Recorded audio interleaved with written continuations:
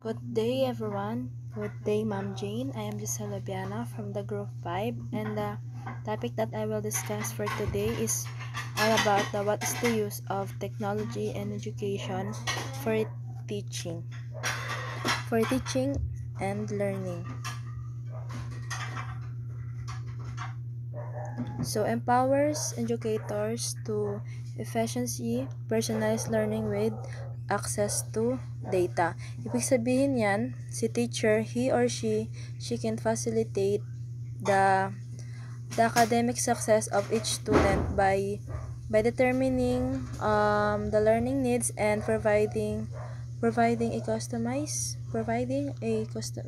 learning experiences. So in your personalized learning. So second is prepare students for the 21st century tech-driven world. So it means the students should be prepared 21st century workforce, and the teacher prepare the students to the 21st century workforce. And you will develop some skills like examples, information literacy, skills, digital literacy skills, and widget media literacy. So third is help educators create blended learning environments. So ano ba yung mga blended learning? Tulad nitong ginagawa natin, tong asynchronous or synchronous. So the instructor or the teacher can utilize both after F2F and online. Teaching or instruction. So fourth is give educator access to real-time feedback. So next is what are the reasons why students need technology in the classroom. So first is help connects to the real world. For example,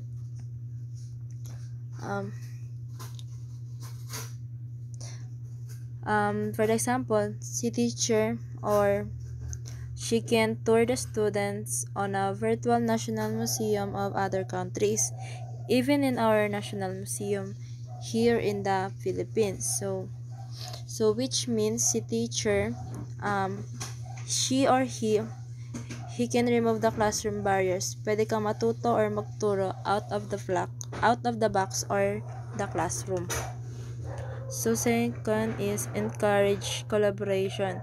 So nag-increase yung collaborative activities, so meaning student or the teacher to teacher, students to students have a virtual meetings via video conferencing software such as Zoom, Skype, or pwede rin yung Google Meet. So yun yung mga pwedeng gawin para mag-encourage ng ibang collaboration sa ibang student to student, teacher to teachers, student to teacher. So third is access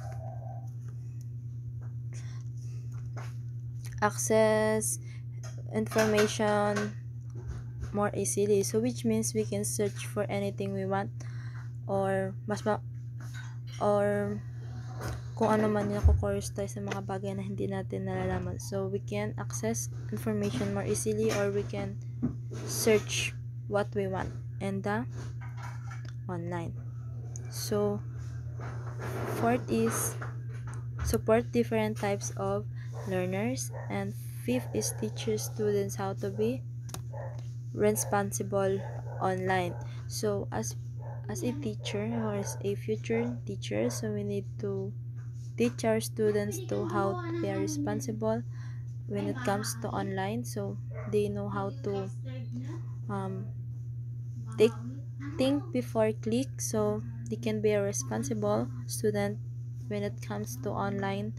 And some of our online today is so have a lot of scammers, so we need to protect our some information. So we do need to post online all about our information. So lastly is all about the adds a fun factor to learning. So as we teacher, we need to um, had add a fun activities when it comes to our teaching using our technology. We need to use some games that our students can help or can help them to learn by that game, or easily to so that easily to them to learn of that game. So um, just go with the flow and have had fun with our